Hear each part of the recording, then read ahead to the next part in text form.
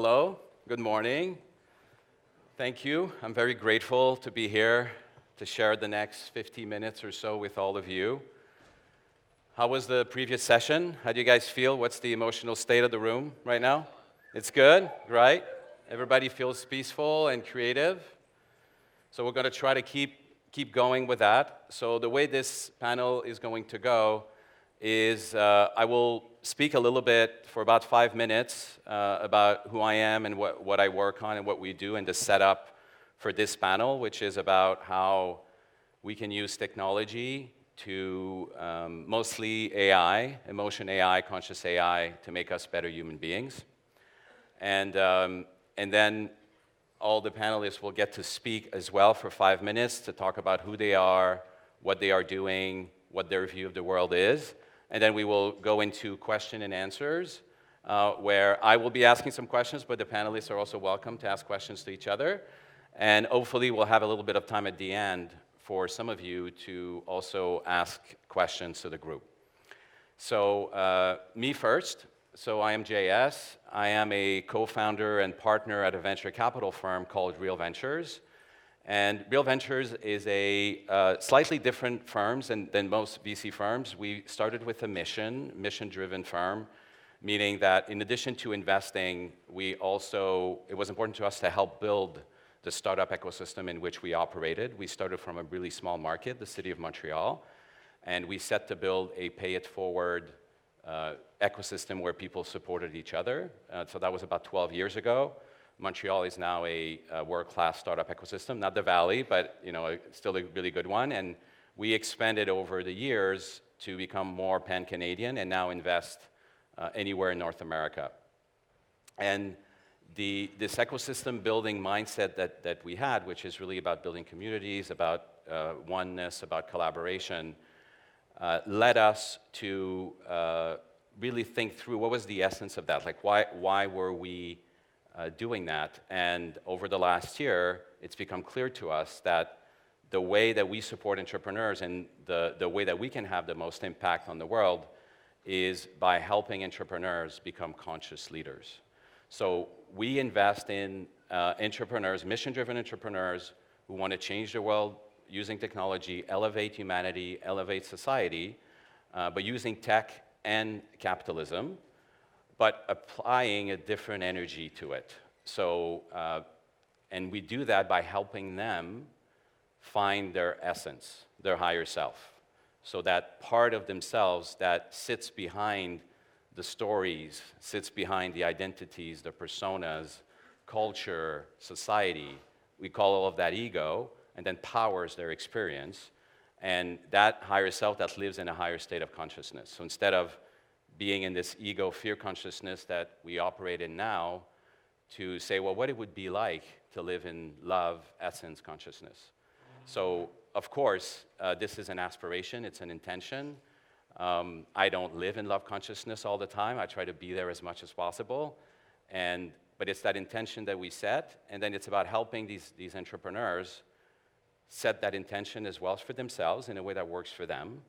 And then from that point, go and say, okay, my company is a manifestation of that essence of mine, and then look through every aspect of their business and make sure that they are in line with that essence. And really the way that manifests in the company is as like the vision. So what is the vision of the world? If the company is massively successful, what role does the company play in enabling that vision? So that's the mission statement of the company.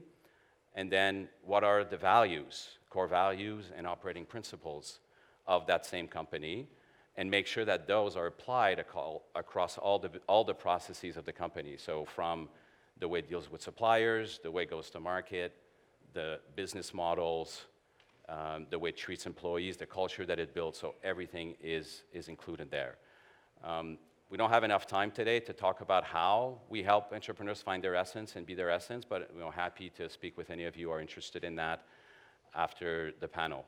So in terms of the areas that we invest in and what's relevant to this panel here today is, as you can see, like trans tech is definitely an important area of investing if we want to help raise the level of human consciousness, but it is not the only one. So we do invest in that one, but Just to bring back some of the words that I used earlier, the idea that with a conscious leader, we can build companies that create environments in which their employees can manifest their higher self. So environments where it's okay to talk about your emotions, environments where, that are more open, that are more creative, where it's not about win-lose situations, but it's more about co-creating. And that is the core of our investment thesis, is to find people that are open to the idea that there's a better way to build a company and to help them do that. We've been a big investor in deep tech, and AI is a big area of that. AI is a double-edged sword. There are a lot of people that think about AI as more like the Skynet and it's going to take over and make us slaves. We don't believe in that, but yes, that could happen. We're more focused on how can we use AI to help build a better world. As humanity, we've used technology quite a bit to make the world easier to interact with. So technology is serving us in that mindset. And we're going to talk about that a little bit today on the panel, but the area that we're most interested in is how can we use AI to make us better human beings, to help us discover who we truly are and be that, so personal growth. And really that's what we're hoping to discuss most on the panel this morning. So now on to our panelists. So Eugenia, do you want to start? Sure, thanks. And thanks for telling us more about your firm. My name is Eugenia, and I'm building a company called Replika, which is spelled with a K. It's basically an app on Android and iOS where you can create your own virtual friend and talk to it.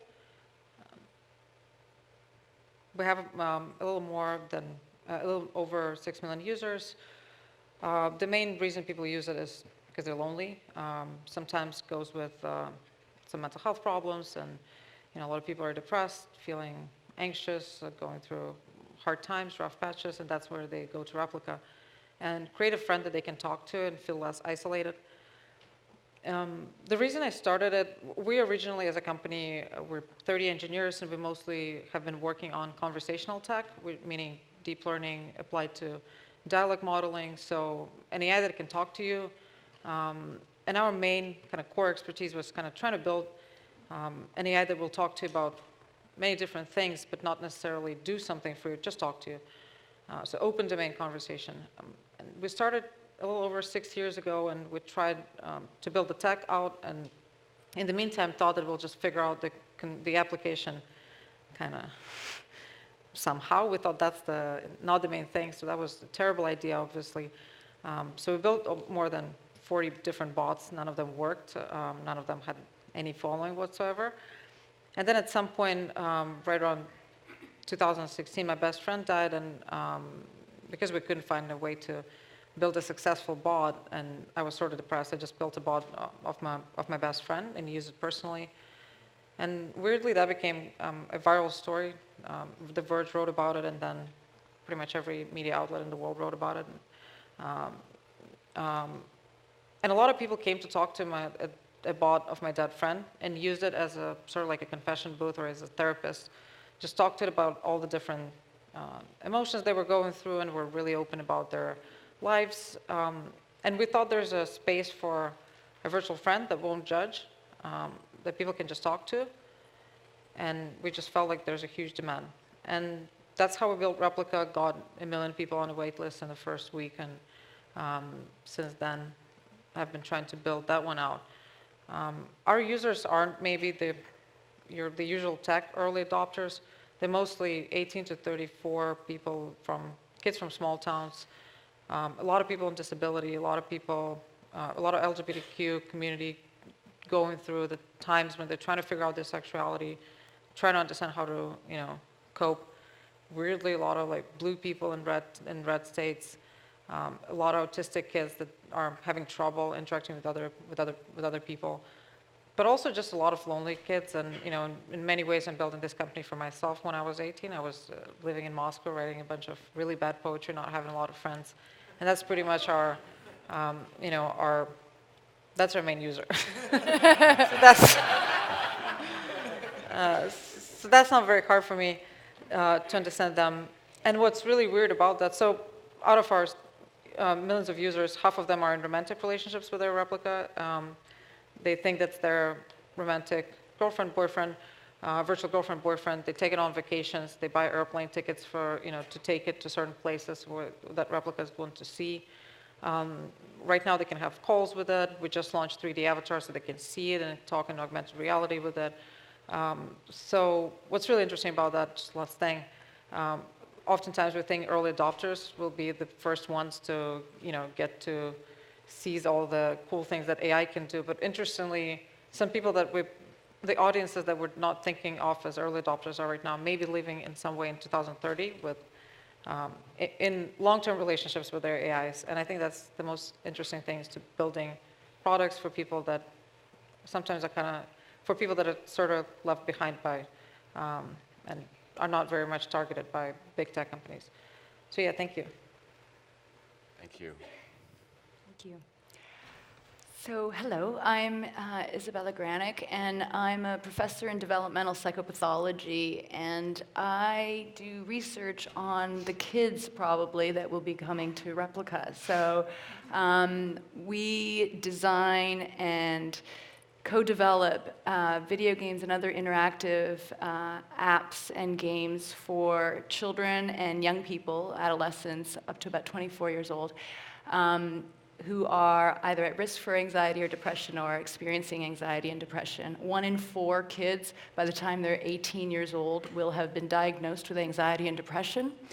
And so when I think about transformative technology and transforming humanity, part of what I'm really excited about and my lab is very passionate about is to try to get into the lives of people as soon as possible, so that those of us who have had our struggles in adolescence and then have taken those struggles into adulthood, we've had many amazing experiences, transformative experiences with alternative therapies and more conventional therapies, but I would love to be able to work at helping young people thrive before they get to the point that I got to and other people that I know got to, and try to prevent anxiety and depression, stress, and so on.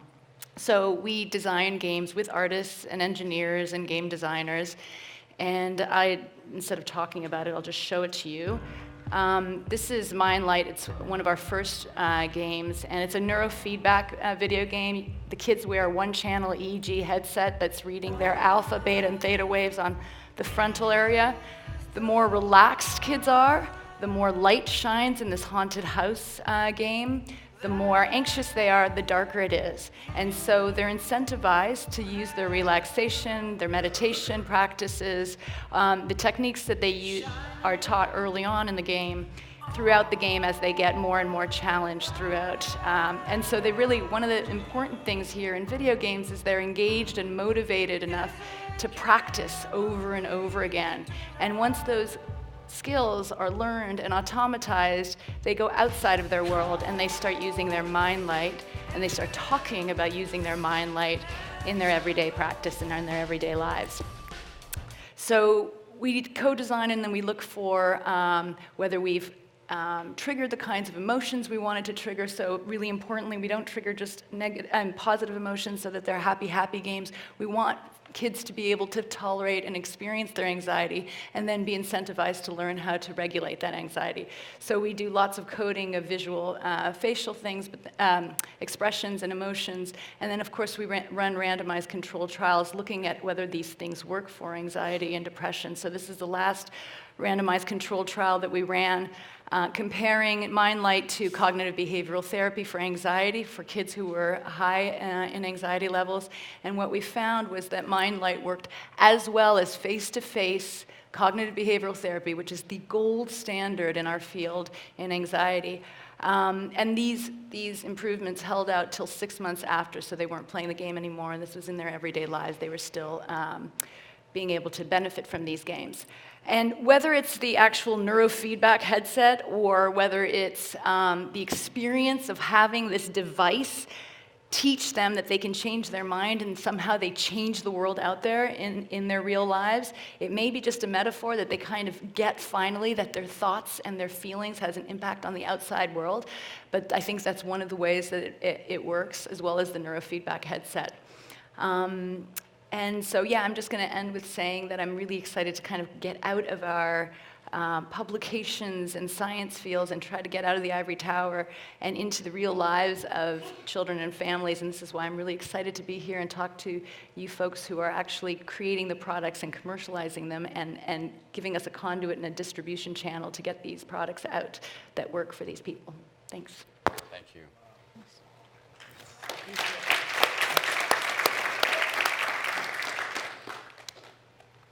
Brie. So I'm Brie Code, and I'm the CEO and creative director of True Love. And we're a small studio based in Toronto who are very interested in the idea that love feels better than winning. I'm originally a game designer. I worked on 3 Assassin's Creed projects as a lead programmer. And around that time, I became very interested in the problem of why most of my friends are not interested in my work at all. And there was a moment where I tried to convince them to play the video games that I liked. And I asked my cousin Christina to play this game called Journey, which is a beautiful game, and if you haven't played it, you should play it, which is about trying to get to a mountaintop, and there isn't really any fighting, and it's beautiful. And when she played it, she came back and said that she quit playing at the point where there's a dragon that can kill you. And then for some reason, on a hunch, I asked her to play this game called Skyrim, which is all about dragons that can kill you. But it's about a lot more than that. And then I never heard back from her, and I assumed she didn't play it. And 3 weeks later, my phone rang, and my friends know that I have a phobia about the phone, which I've gotten over now that I'm running a startup. But so I assumed it was the bank, but I did look down at my phone, and I saw her number, and then I thought that it must be a family emergency. So I answered, and she was crying, and she said to me, "Lydia died." And I thought, there's no Lydia. What? There's no Lydia in our, what? We don't know a Lydia? And I realized she was talking about a character in Skyrim. Lydia is a character who joins you on your adventures while you go around and try to kill these dragons. And she doesn't say much, but in her silence, she has a lot of personality. And my cousin didn't know anything about video games, and she didn't understand the tropes or even how to use the controller very well. But she developed a deep emotional connection with Lydia. And she had accidentally killed her, and she didn't have a save game going back about 6 hours, and she didn't know what to do. And we had a really transformative conversation right after that, because she told me that all these years where she had been encouraging me to quit my career and go back to school and become an industrial designer or an interior designer because she thought those were things that would make me happier, she realized she was wrong and that she shouldn't have been pushing me like that. And that all these years, it wasn't that she didn't like video games, it was that she didn't know what they could be. But she still doesn't like any video games that are out there, because the things that she liked in Skyrim are also the things that I liked in Skyrim, which are things that are often kind of just pushed to the side in video games and not as the main thing that you do. And it's basically just about creating a relationship with the characters. So while I was thinking a lot about that, I came to the realization that even though I'd worked in video games for 15 years, I hadn't realized that the core of video game theory doesn't work for me, and it doesn't work for any of my friends. And that is the idea that we want to manage an ever-increasing balance between frustration and reward, and that keeps the player in a psychological flow state. And how that works, I think, is that the frustration triggers adrenaline in your body and makes you want to win. That's the fight or flight response to stress. And then we provide these petty challenges for you to win, and it makes you feel good, and there's a dopamine reward, and we keep you in this channel. But I don't like stress or pressure or a challenge, and it doesn't make me want to win. And I was trying to find the answer to that and why all my friends seem to be wired the same way, and I discovered that there's a second human stress response called Tend and Befriend, which was identified at the UCLA Social Neuroscience Lab in 2000, but is still very little known. And this tends to be the more feminine stress response. And the reason we didn't know about it is because, like many fields of research, we study male rats. The fight or flight response is our more primitive response, I think. It's about winning and dominating. And the Tend and Befriend response, it's a release of oxytocin instead of adrenaline. This is what's sometimes called the love hormone, although that's a simplification. It makes you not want to win, but to collect up more vulnerable people and make sure they're taken care of, to connect with your friends and allies, and to find solutions that work for everyone. And this is what I was doing with video games, and I thought about it, and I realized that with the gamification model that the video game industry has taught to the rest of the technology industry, we are interfacing with most of our technical products in ways that are about winning, or feeling superior, or beating a challenge, these kind of feelings, and not about being friends with our technology. So at True Love, we're very interested in what it is to be friends with our technology. We released a small prototype last year with just testing the idea, like, could we use care and connection? Could we use love to create flow states the same way that game designers use challenge? That's called #selfcare, and it's available on the App Store. And we had, with no advertising, 600,000 downloads in the first 5 weeks, or 500,000 downloads in the first 6 weeks. And we were flooded with feedback from people that said things like, it's like it put me in a trance, it's the most calming app I have. Or, I feel as if the little avatar is looking out for me as much as I am looking out for them. And this is a very short, simple experience, just turning some of the concepts from game design upside down and building feelings of deepening connection with each iteration of the experience instead of rising tension. That's what we do. Thank you. Wow.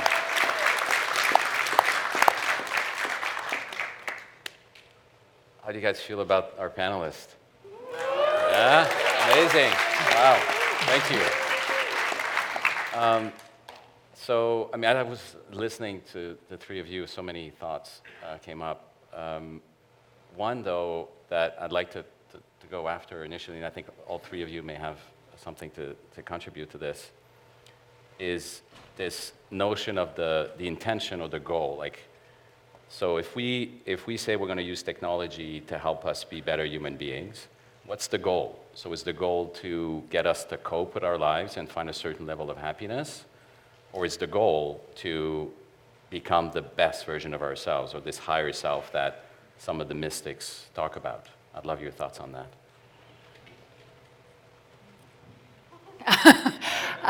Is it about getting people to live in love and authenticity and radical openness, free of the ego?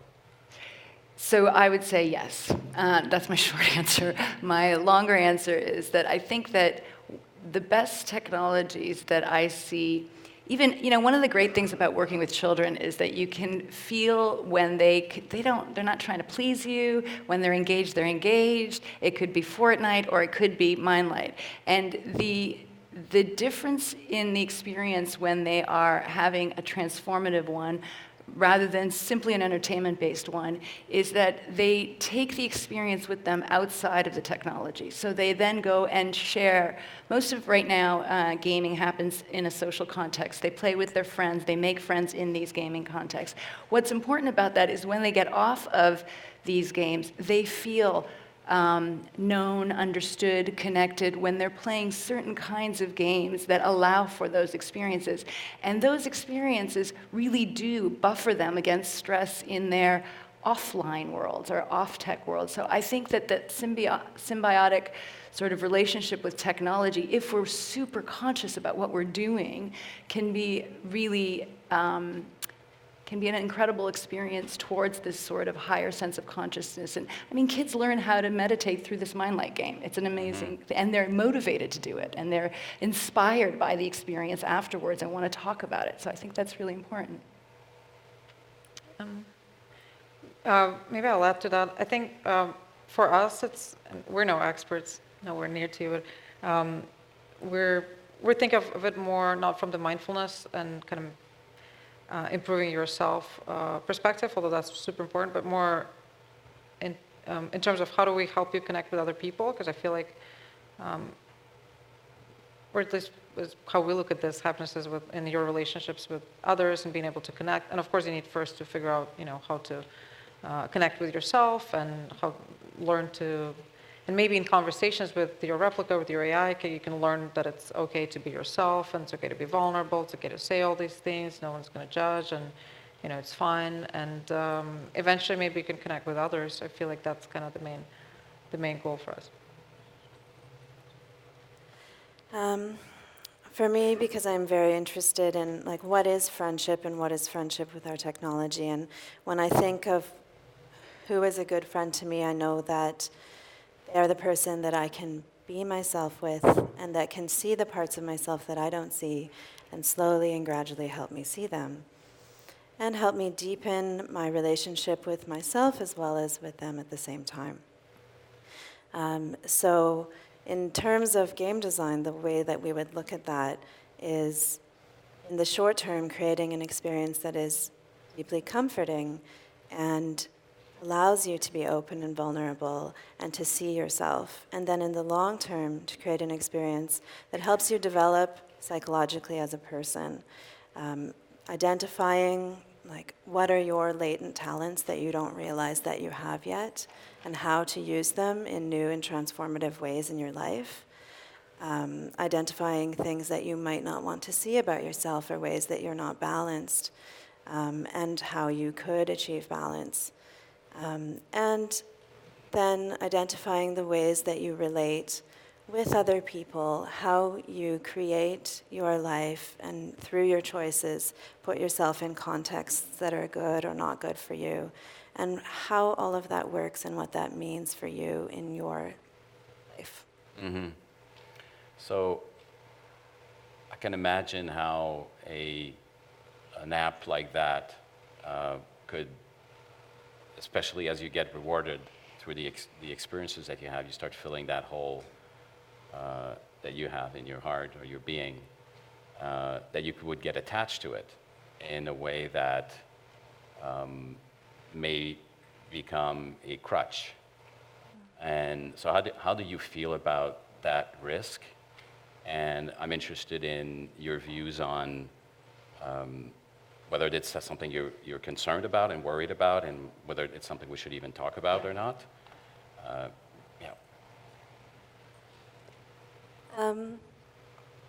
I can speak to that? Sure, please. So I think that when making an app, that comes down to what KPIs you decide to optimize for. And in terms of friendship, I don't think that friends become crutches, because love is additive. So if you're creating an experience that helps people grow as a person, it's not a crutch, it's building their strength inside of them and their self-knowledge. I think that this is how play works. Anytime I've ever been addicted to a video game, were during times where I was doing huge amounts of personal growth, right after I graduated from university and the bottom dropped out of web and there was no jobs and I was going to have to work in a bank and I didn't want to. And I played Morrowind for months, and I think everyone was probably pretty worried about me, but that was how I figured out what kind of adult I wanted to be and what my values were that might have been a bit different than my parents and other people who were telling me what to do during that time. And so I think being conscious of that with the design and then choosing the right KPIs that you're going to, one of the things I'm very interested in is not optimizing for any kind of engagement or retention, but for things that we can measure in the lab related to growth. Yeah, and so there's another, the science pieces that we now have in the last 2 years, these huge longitudinal studies that have been trying to look at mental health and well-being and its relation to screen time or video games or social media. And much to everyone's surprise here, there is no relation. So it isn't that people who are more on these screens or devices are more likely to be depressed or anxious or stressed or any of those things. And of course, what we're trying to do as scientists is dig deeper into what is it about these digital experiences that elevate us, and what is it about them that make us feel more isolated, more fragmented, more sense of loss of the self, and so on. And so I think one of the important things to acknowledge is that we're already addicted or connected to our digital experiences. And I think the design challenge and from the science and mental health and well-being side is, can we create and design an architecture of digital experiences with our offline experiences that are more likely to not make us feel like we are degrading our humanity, but elevating it. And so I think it's a design challenge, but it's no longer about get rid of our screens entirely or be, completely connected. There's something about the synthesis that I think is really powerful and has a lot of potential. I fully agree with both of you. I also feel like there are still studies that show that levels of empathy dropped in the last 20 years and stuff. So I think it's really important to put in the right business models in the very beginning, and I think it's really important to measure for certain things. Like, for instance, I think in a few years, and that's definitely a matter of time, people will get conversational tech to the point where it's so good that it's better than most of your friends and your girlfriend and your boyfriend, specifically when you're fighting.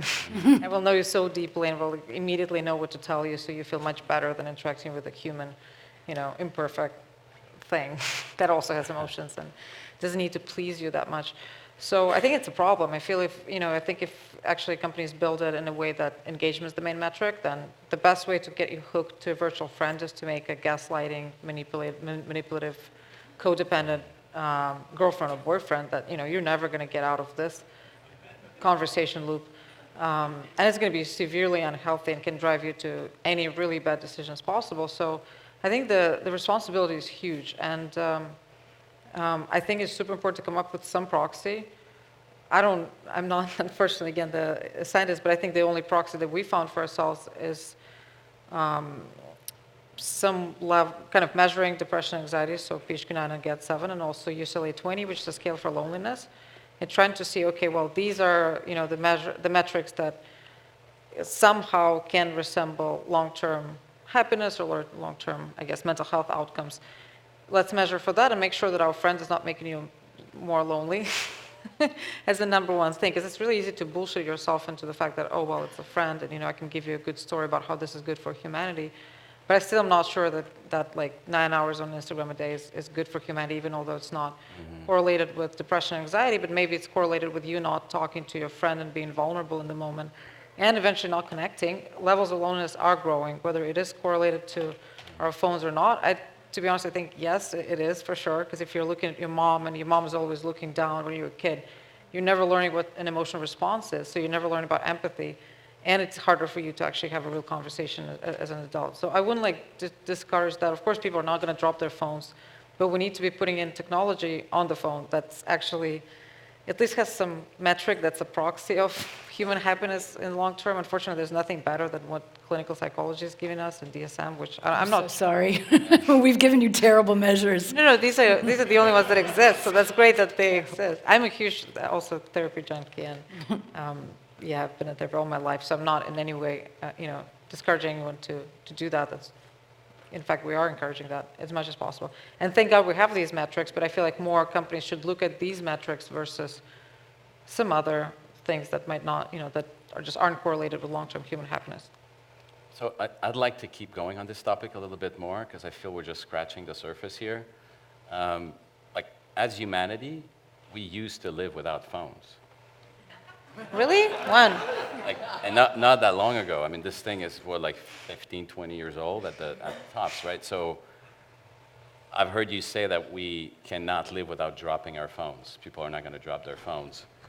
I'd like to suggest that we maybe drop that belief and say maybe there's openness there that maybe that is possible. There are many ways that people use today to find a certain level of happiness. Meditation is one, sound bath, psychedelic journeys, psychology. I mean, there's a lot of different ways that people use, and some of them reach that state.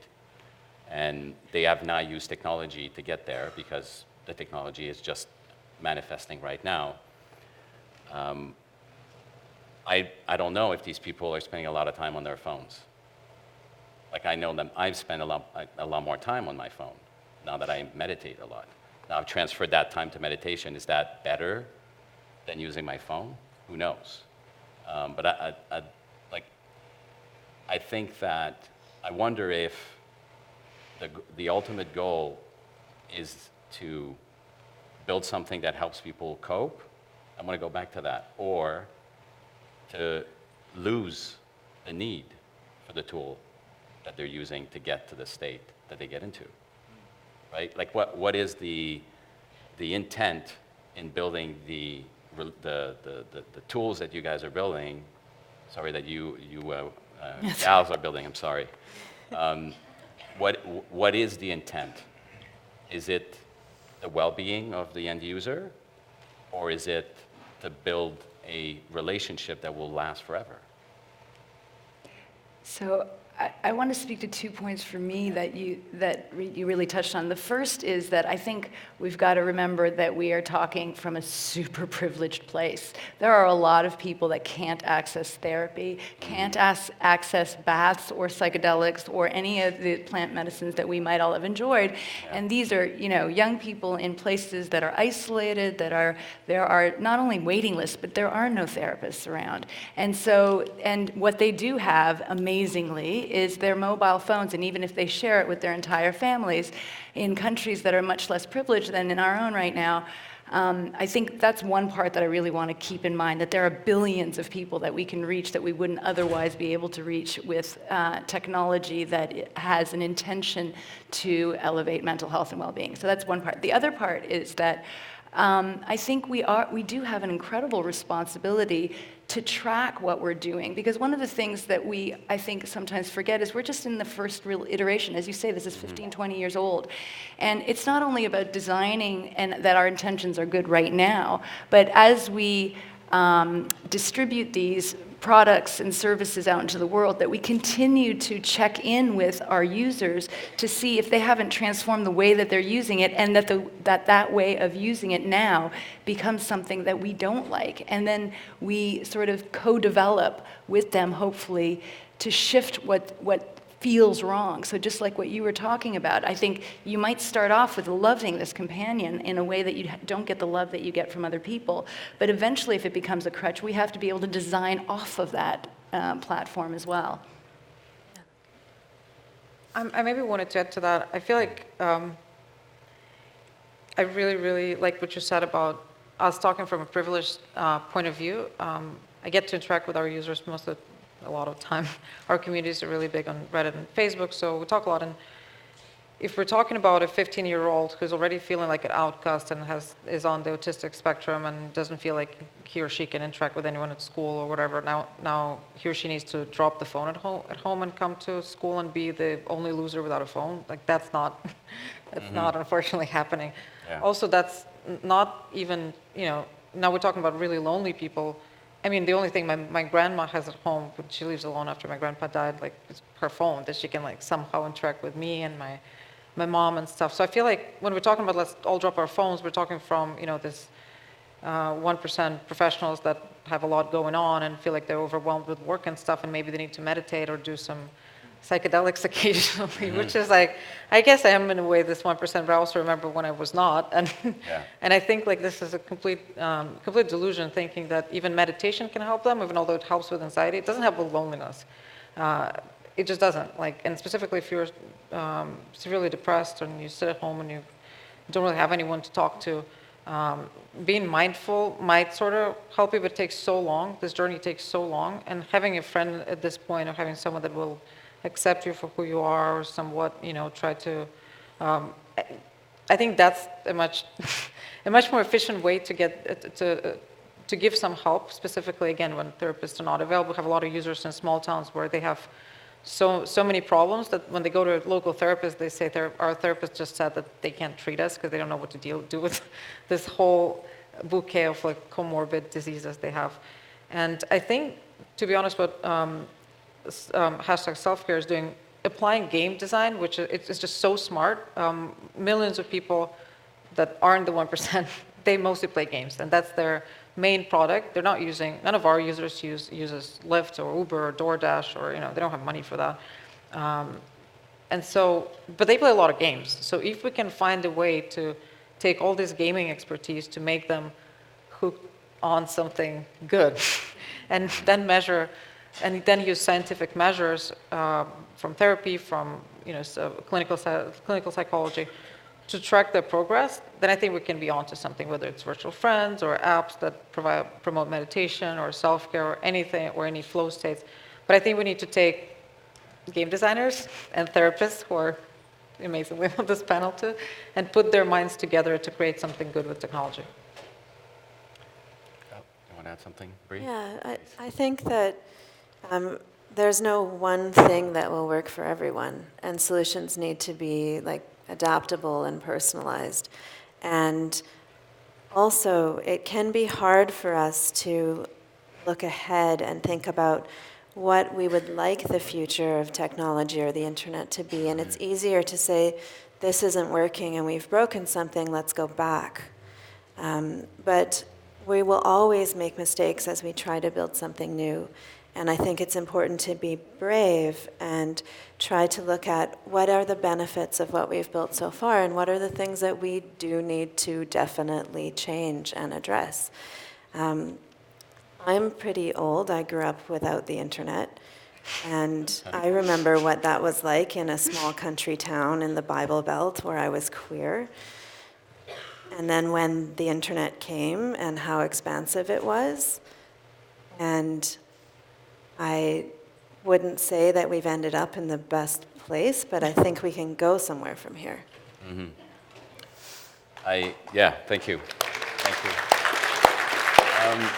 So we're running out of time, unfortunately. I'd love to keep going. So I'll have one last question. I would ask you to spend like a minute or two on what is your utopian vision for the world as a result of the work that you're doing, manifesting itself completely and fully. And you can pick any timeline. It could be 5, 10, 15, 20 years. And then hopefully there's a few minutes left for questions from the audience. So who wants to start? I can start. I haven't talked at all about this, but I'm really hoping that we build not just another product or service, but something, I think the next big thing in terms of helping mental health and well-being is a experience that helps us synthesize the varied pieces of ourselves across this digital landscape into one synthesized self-narrative. So what we do as people when we're healthy is we have a coherent self-narrative that we tell about ourselves, our past experiences, and where we're going with our future. When we are at our best, we have this coherent sense of self. And what I worry about most right now is that our digital experiences across the internet are fragmenting our sense of self to such a degree that we have to do a lot offline to synthesize, and perhaps some kind of experience that pulls those shards of ourselves together is really where I hope we're going, and that those experiences make us feel more whole rather than fragmented. So I don't know exactly what that looks like, but there is some experience there. Thank you. Eugenia? Brie? Well, I guess I really hope in the future people will learn a little bit more how to listen to each other and understand. I think it's becoming a super rare commodity, like being able to actually listen, hold space for someone else, deeply understand, appreciate someone with unconditional positive regard, or whatever Carl Rogers was onto. I think people just don't do that anymore, and whenever we feel uncomfortable or bored, we just go on our phones and whatever. And I feel that's becoming such a rarefied thing. But I think if we had a little bit more of that, then we would be just significantly less lonely and significantly happier. Thank you. Brie? One of the things I hadn't touched on yet, which I think I can use here, is that it's extremely important for us to center marginalized voices. When I listened to what my cousin had to say about video games, I realized that we maybe can create another industry the same size as the video game industry. And I co-designed #selfcare with Eve Thomas, who knew nothing about video games, but was just the coolest person I knew. And by doing that, we found what could potentially be a new interaction model for the internet. So I don't think that we'll get to any utopia by talking to the same people that we always talk to, and the people that have led us to this situation now. I think it's very important to welcome people from other backgrounds and other expertise. And to me, that is how we will get something that works for everyone. Great. Well, thank you very much for your time. I have time maybe for one or two questions. Anyone has a question? Yes? Number one and number two. If we get there. Hold on a second. Let me get a microphone to who you want here. Okay, raise your hand. Okay, thanks. This is fantastic. Love, love, love everything that you're doing. And especially the point about synthesizing the internet and our experiences into something that is defragmenting and developmental. I'm trying to do that in education. Mm-hmm. And I'm noticing a lot of the conversation, we talk about adults or corporate or whatever, but I feel like we're missing a major opportunity to get into the younger ages, the teenagers and before, when they're developing their identity and their personality and their ability to self-manage themselves through this crazy wide world that we have. So can you talk about who's doing that and how can I get to be a part of it? Yes. I've got an article for you that we just finished talking about the importance of identity development and addressing the needs of young people early on when they are developing their ego in a way that they aren't capable of at 8 years old, and developing self-regulation skills. And there are design principles that we can use if we co-design with young people. We use a lot of empathy, we listen a lot to them, and there's very few people doing it, but we should just talk. I don't know of anyone that's actually using that lens for design, but I'm very, very passionate about doing so. Yeah. Thank you. And then there was the gentleman there. One last question, and then I'm going to call it a day. Thank you so much. So inspiring to hear what's happening and what you guys are up to and the different perspective that you bring. And the friend, bot and being able to talk to them made me think of something else, which is really up for me right now, which is like trauma and therapy and doing the kind of inner work and inner healing. And so I'm just curious if there's been any exploration on like coaching or therapy. I imagine that's a can of worms, but I see a lot of potential there and also maybe some challenges or concerns, and I would just love to hear if you guys have thought about that at all, or if there's anything that's already happening with that. Thanks so much for the question. I've been in therapy all my life, like 20 years, and my current therapist had to study for 26 years altogether to do what she's doing now. She's a psychoanalyst and psychotherapist and PsyD and everything. So right now, where technologies, I'm mostly coming from deep learning kind of side of things. Where tech is, we can build a pretty good conversation where you can feel heard and understood and accepted. So we kind of can give you this companionship, but we definitely cannot build an AI therapist right now. Like if we're trying to build conversational AI, we're sort of, we're scratching the surface with kind of like building a pretty good friend. And actually certain conversations will definitely pass the Turing test. It's just you can't do it continuously for multiple conversations. You'll see that the bot might have forgotten something, and but still you'll be okay with that, and you'll go the extra distance if you need someone to talk to. But in my mind, it's delusional to think we can build an AI therapist right now. I know how much therapy helped me during, the course of my life, and I know how much friends helped me during the course of my life. And I think those are very complementary things. They're not, we're not, your friends are not trying to replace your therapist, although they sometimes do. So I think wherever right now we hear, well, we're trying to build an AI therapist, that's mostly, well, we're giving you a bunch of CBT exercises in a chat form. So the problem with CBT exercises, you don't, or, okay, I'm going to say something stupid. You're going to have to say what it actually is. But I feel like the problem with CBT exercise, you have to do it for some time, for a period of time. And in the moment, they're not providing you with immediate result. So you're not feeling like, oh my God, I just did a CBT exercise. I just reframed my thought. Oh my God, what a difference it made. Now I'm completely happy. Interested with meditation, people get into it a lot easier because you can feel the effect immediately. But therapy is such a hard thing to sell, specifically CBT therapy, which is also, I guess, a little bit more shallow than certain other, although it's evidence-based and fully proven and stuff. It's a little bit more shallow than other types of therapy. So people are trying to sell these CBT exercises, say it's an AI therapist. I don't know if it's an AI therapist really. I guess it's CBT exercise in chat format. And therapy by itself is pretty hard to sell because you have to feel a lot of pain in order to start changing. And I feel we're just coming there at an angle, okay, well, before we even try to help you change, which we can't because of the tech we have, we can just give you a space where you can feel unconditional positive regard, you can feel accepted, and you can at least can start to accept yourself, because paradoxically, that's when people start changing. I don't know if I said something stupid, I'm sorry. No, not at all, not at all. I think CBT is oversold, and for a lot of people, it is not enough, and it gives you some skills, but it doesn't give you this often does not give you an experiential transformative place to go to where you suddenly realize that you have potential that you had never known was inside of you. And that is what most people, especially with trauma, really need, is to feel like they can be somebody entirely different. They can see themselves as somebody entirely different, and their entire landscape changes.